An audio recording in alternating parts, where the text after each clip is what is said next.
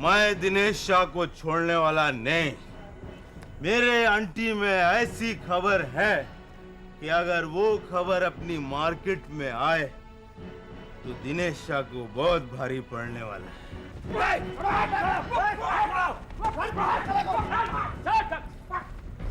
उस काबिल तो आपने मुझे बना दिया है मीम साहब।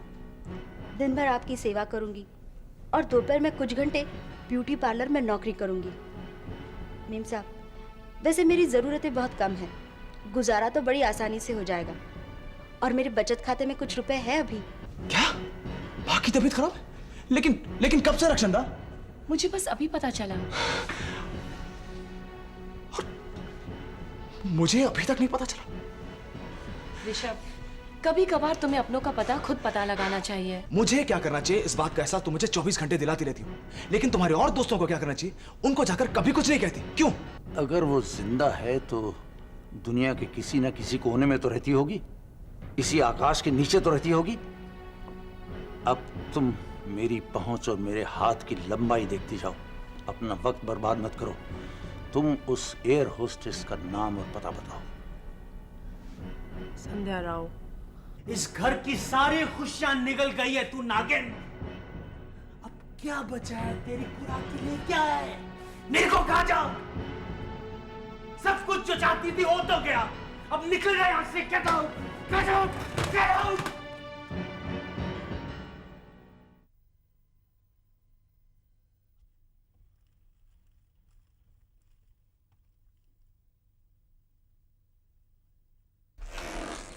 हाय मेधा। तुमने हाथ वैसे कहा जैसे कोई एहसान कर दिया। किसी का लव लेटर आया क्या? यस। नाम भले मत बताओ, लेकिन जरा जोर जोर से पढ़ो ताकि मुझे भी लव लेटर लिखने का सलीका आ जाए। सुनना चाहते हो? हाँ सुनो, दे दे। ओह, रूबी का लेटर है। कैसी है? अब आप अपनी छानबीन बंद करें तो मैं अपनी तहकीकात शुरू करूं। हाँ शुरू करो, लेकिन जरा जोर से। रूबी ने भले तुम्हारे पते पर लेटर लिखा, लेकिन लिखा हम दोनों के लिए होगा। राइट, मैं पढ़ूं? हिर्षा, दे दे। कैसे हैं आप लोग? अब इन लोगों में कौन दो लोग शामिल हैं ये आप जानती हैं। हाँ मैं जानता हूँ रूबी। मैं अच्छा हूँ। दे दे। दुनिया हमारे तस्वुर से कई बड़ी है। कुएं के मेंढक अगर बने रहते तो करीब दिखती मंजिल हमारी हसरत होती है। यही चंद सुख दुख कुएं की दीवार से टकराकर हमारे पास पलटकर वापस आ जाते हैं। उस कुएं से निकलना शुरू में तकलीफ देता है, लेकिन आज मुझे बैंगलोर आने के अपने फैसले पर नाज है।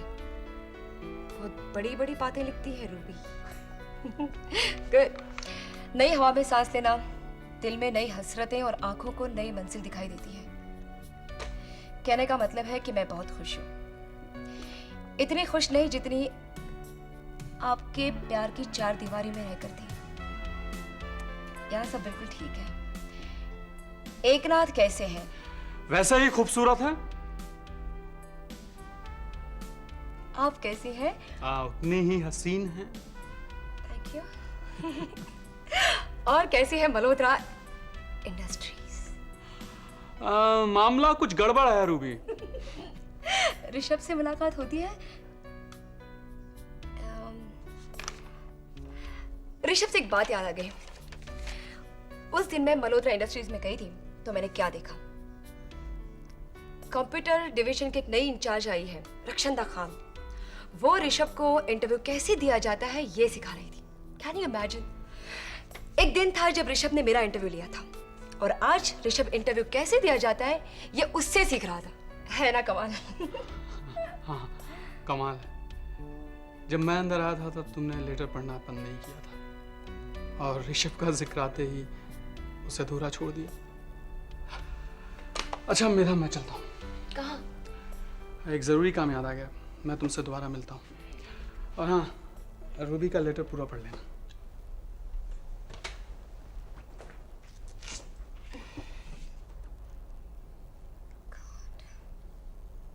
हेलो। आखिर तुमने अपनी जात दिखा दी। फिलहाल इस शहर को तो नहीं दिखाई। लगता है आज तुम कोई बहुत ही खौफनाक ख्वाब देकर उठे हो। शायद जानते नहीं हो मैं कौन बोल रहा हूँ।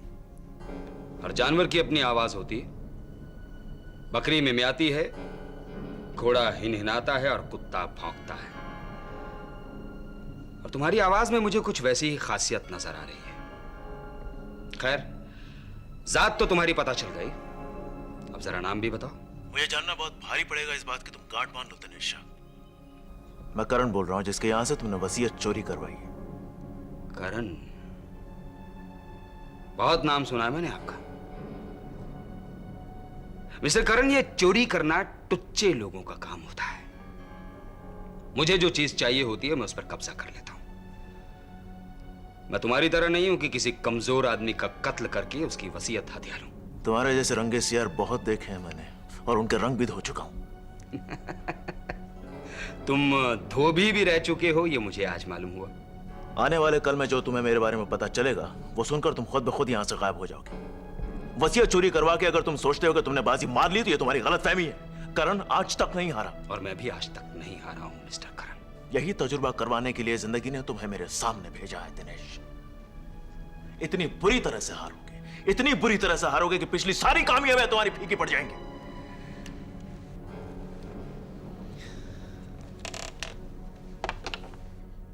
फोन पे क्यों गुस्सा उतार रहे हैं? मैं यहां बैठा हूं, मुझ पे उतार लीजिए। सारा नशा उड़ जाएगा आपका जब आप खबर सुनेंगे तो। क्यों, क्या हुआ? केशव मल्होत्रा की ओरिजिनल विल जो मेरे पास थी वो चोरी हो गई है। क्या? मैंने आपको सलाह दी थी कि उस सबूत को खत्म कर दीजिए। उसमें और भी जरूरी मुद्दे थे जिस वजह से वो मुझे अपने पास रखनी थी। माफ कीजिए, आपने अपने पैरों पे खुद कुल्हाड़ी मारी है। मरहम मुझ पे लगाई, कुल्हाड़ी पर नहीं। अब बहुत मुश्किल हो जाएगा। उस मुश्किल को आसान करने का तरीका मैं सोच चुका हूं। क्या? एक मैं विल बनवाऊंगा नकली। केशव मल्होत्रा की हैंडराइटिंग में होगी, बिल्कुल एकदम ओरिजिनल जैसी लगेगी, और मैं वो कोर्ट में रख के दर्ज करूंगा। इससे क्या हो पाएगा? असली नकली वसीयत साबित करने में अदालत का वक्त बर्बाद होगा। फिलहाल हमें वक्त चाहिए बंसल, एयर होस्टेस का पता लगाना है। नकली विल बन पाएगी? हाँ, वो हो जाएगा। वो इतना असली होगा कि वो केशव मल्होत्रा खुद नीचे आ जाए तब भी नहीं पहचान पाएंगे कि असली नकली क्या है। वो आप मुझ पे छोड़ दीजिए, don't worry about that, that's okay. अब फिलहाल एयर होस्टेस का पता लगाइए, दिनेश शाह उसे ढूंढ रहा होगा। कम इन। नमस्ते साहब। फिर आ गया तो तुम्हें लाता हुआ? साहब जी, हड्डी के लालच में नहीं आया हूँ, मैं आपकी मदद करने आया हूँ। इस वक्त आप उस एयर होस्टेस का पता करने के लिए परेशान हैं। देखिए, बच्चा गोद लेना इतना आसान नहीं है जितना आप सोच रही हैं कि आज आपने सोचा और कल उसे घर ले आए।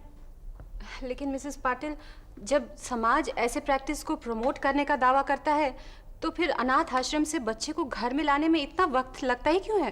क्योंकि हम कोई बेजान चीज़ आपके हवाले नहीं कर रहे हैं, एक मासूम जिंदगी की पूरी जिम्मेदारी आपको सौंप रहे हैं। देखिए मिस्टर पाटिल, अब इस जिम्मेदारी को हमसे बेहतर कौन समझ सकता है। भले ही अपनी ख्वाहिश का इजहार हमने आज किया आपसे, लेकिन हसरत कई महीनों से थी। हमने इस जिम्मेदारी को पूरी तरह से अच्छी तरह से सोच समझकर ही फैसला किया है। मैं आपके जज्बे की कदर करती हूँ मिस्टर मल्होत्रा, लेकिन हमें अपनी तरफ से पूरी छानबीन करनी ही पड़ती है कि बच्चा जहाँ जा रहा है उसका घर, उसका माहौल उसके हिसाब से ठीक है या नहीं। हाँ, अब अगर आप मल्होत्रा खानदान की छानबीन करना चाहती हैं, ये वेस्टिंग टाइम, मेरे ख्याल से तो वक्त खराब करने वाली बात है। देखिए मिस्टर मल्होत्रा, आप बुरा मत मानिए, हमारी नज़र में हर खानदान के लिए एक सा कानून है। अब इसे आप औपचारिकता भी कह सकते हैं या हमारी सावधानी कह सकते हैं। भाई, हम तो उसी के मुताबिक फैसला करते हैं। अच्छा, तो आपके मुताबिक कितना वक्त लग जाएगा इस प्रोसेस में?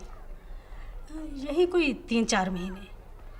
ठीक है, अगर आपका यही कायदा है यही सही, लेकिन आपसे एक पर्सनल रिक्वेस्ट है। जी कहिए। ज़रा हमारा काम जल्दी करवा दीजिएगा। जी ठीक है, ऐसा करिए, आप ये फॉर्म ले जाइए और इसे भरकर जल्द से जल्द भिजवा दीजिए। तेरी सिर्फ जुबान लंबी थी, अब तेरे कान लंबे होते जा रहे हैं। तू जा यहाँ से, और दोबारा नजर आया तो मैं तेरी जान ले लूंगा। करण साहब प्लीज, आप गुस्से को काबू में कीजिए। पहले ये तो सुन लीजिए कहना क्या चाहता है। अरे क्या कहेगा, ये बकवास करना आया होगा। जो फंसे हैं वही तो जड़ है इसकी। साहब जी, अगर मैं जड़ हूं तो इससे निकलने का रास्ता भी मैं बताऊंगा आपको। तेरे जैसे लोग रास्ता निकालेंगे। करण साहब आप बैठिए, आप बैठिए। आपको इसकी बात नहीं सुननी है, मुझे 1 मिनट दीजिए, मैं सुन लूं ये कहना क्या चाहता है। प्लीज बैठिए। हाँ बोलो। साहब जी का गुस्सा वाजिब है, लेकिन मुझे जो भी कहना है मैं कह के जाऊंगा। मैं पिछले दिनों गया था वो दिनेश शाह के पास अपने पैसे के सिलसिले में। वहां ही मेरे कानों में ये वही मेरे क्या रिश्ता करना है? क्यों आया? वो दिनेश शाह ने ना मेरे साथ बहुत घोटाला किया हुआ है। वादा करके मेरे पैसे नहीं दिए, मेरा बड़ा नुकसान हो गया साहब। मेरा नुकसान मैं पूरा करूंगा। नहीं साहब, नहीं, मुझे आपका एक भी फूटी कौड़ी नहीं चाहिए। नहीं है, बरी कर रहा होगा लोग, उसी नस्ल का आदमी है ये। नहीं साहब, मैं आपके जरिए उससे बदला लूंगा। मैं दिनेश शाह से बदला लूंगा। तुम कहना क्या चाहते हो? बात कहो, कहना क्या चाहते हो? वो जो एयर होस्टेस है ना, हाँ? वो यहाँ नहीं है। वो इन दिनों कनाडा में रहती है। वो वैनकूवर नाम की किसी जगह पे। और उसका पति कोई अंग्रेज है अमेरिका का, और वो पायलट है। और कुछ? बस यही कहने आता साहब जी। अरे बाप रे बाप।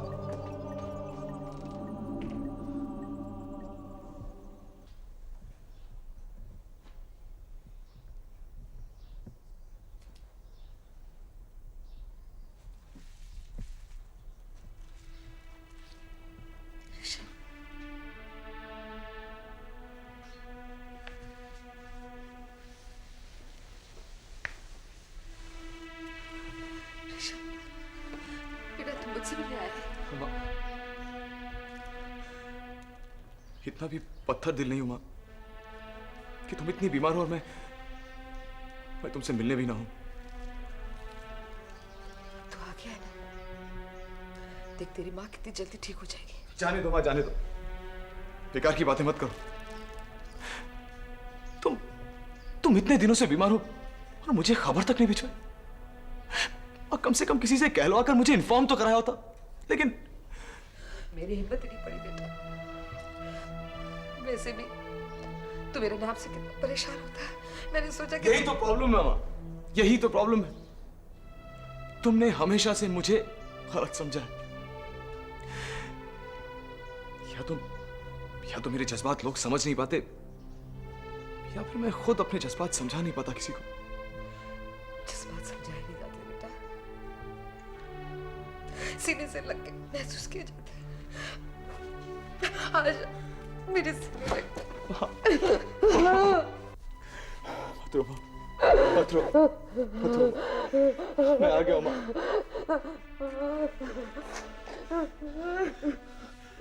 बैठ जाओ।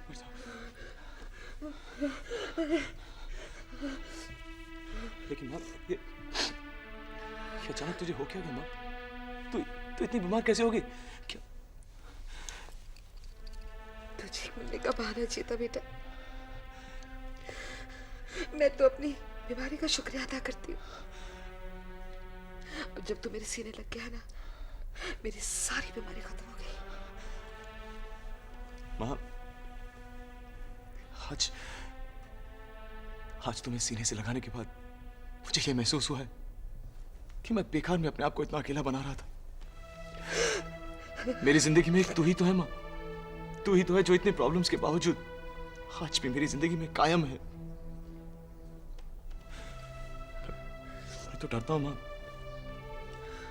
डरता हूं कि कहीं तुम मुझसे इतनी ना रूठ जाए कि इस रिश्ते को हमेशा हमेशा के लिए खत्म कर दे। माँ बेटे का रिश्ता कोई खत्म नहीं कर सकता बेटा, ऊपर वाला भी नहीं।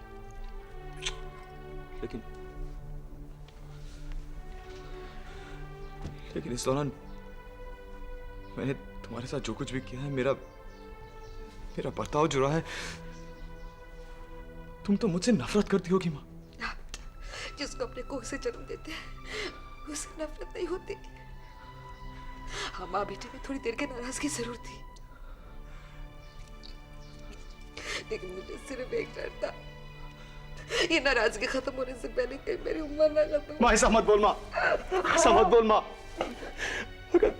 अगर तुझे कुछ हो गया तो मैं तो बिल्कुल अनाथ हो जाऊंगा माँ। आइंदा अपनी जुबान से ऐसी बातें मत निकालना माँ, मत निकालना, मत निकालना। हेलो माँ जी। पूछा क्या लगता है? मुझे तो लगता है ये सच कह रहा है। दिनेश शाह की चाल भी हो सकती है। अगर ये चाल होगी भी तो क्या होगी? हमें उल्टी दिशा में भेजेगा और खुद पहले पहुंच जाएगा एयर होस्टेस तक। फिर अगर ये दिनेश शाह की चाल है तो इससे घटिया चाल नहीं हो सकती है। और ड्राइवर की बात को हम सच भी नहीं मान रहे हैं कि हम उसी दिशा में अंधों की तरह भागते चले जाएं। हमारा एक आदमी कनाडा जाएगा, वहां से ये पता। बंसल, आदमी भेजोगे कनाडा? जी, मैं फोन कर लूंगा, यहां से काम हो जाएगा। अरे ये तो अपनी पूजा है। लेकिन भाई हाजी, अपनी कम और पढ़ाई बहुत ज्यादा लग रही, क्या बात है? पराया तो आप लोगों ने मुझे बना दिया है। माँ जी की बीमारी के बारे में किसी ने मुझे कुछ नहीं बताया। बेटा मैं इतनी बीमार भी तो नहीं थी। माँ जी आप तो जानती है ना, जब आप पहले बीमार हो जाती थी तो मैं कितना परेशान हो जाती थी। लगता है आप लोग मेरी तरह पिछली बातें भूलने की तैयारी कर रहे हैं। पगली कैसी बातें कर रही है? माँ जी मुझे शिकायत आपसे नहीं है, मुझे तो शिकायत इनसे है। इन्होंने भी मुझे कुछ नहीं बताया। पूजा, माँ की बीमारी के बारे में मुझे आज ही पता चला है। मैं भी अभी आया हूँ, बिलीव मी। माँ जी क्या वाकई हम लोगों में इतने फासले हैं?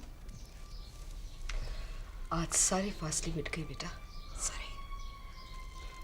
हाँ, आप दोनों एक दूसरे के बहुत करीब आ गए हैं। जब मैं इस घर में रहती थी तो आप दोनों एक दूसरे के इतने करीब तो नहीं थे। लगता है फासला मेरी वजह से था। पूजा तू कैसी बातें कर रही है आज? लो, मैं इन बातों में उलझी रही। माँ जी ये आपके लिए। टेक केयर माँ जी, मैं निकल रही हूँ। अरे इतनी भी जल्दी क्या है, थोड़ी देर बैठ ना। नहीं माँ जी, बहुत अरसों बाद आप एक दूसरे के करीब आ गए हैं। मैं फिर से आप दोनों के बीच नहीं आना चाहती। पूजा थोड़ी देर बैठ जाओ ना, मैं तुम्हें घर छोड़ दूंगा। जी नहीं ऋषभ जी, मैं अकेले ही चली जाऊंगी। वैसे भी मैं वो पूजा नहीं रही जिसे घर की बाहर की दुनिया से डर लगा रहता है। अच्छा अच्छा माँ जी। जीते रहे। ऋषभ, मुझे तो यकीन ही नहीं हो रहा कि ये वही पूजा है जिसे मैं अपने गांव से लेके आई थी और जो एक साल हमारे साथ रही है। माँ, आई हैव टू एडमिट, ये नई पूजा मुझे ज्यादा पसंद है।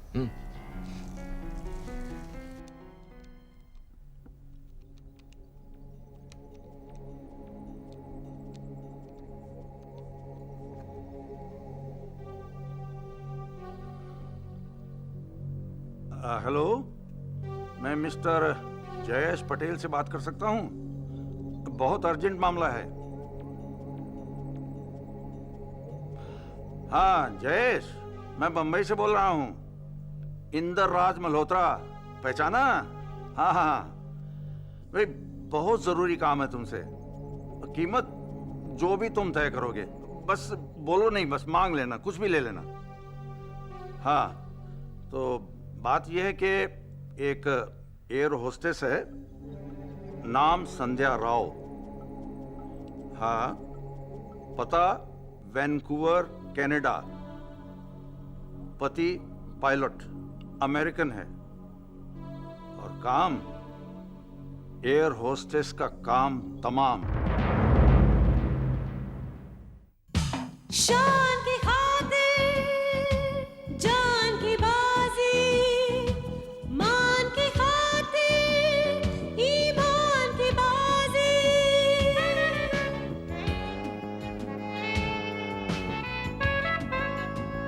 इंसान की खातिर भगवान की बाजी, अरमान की खातिर एहसान की बाजी। वो क्या जीते ये क्या हारे, दिन छोटा सा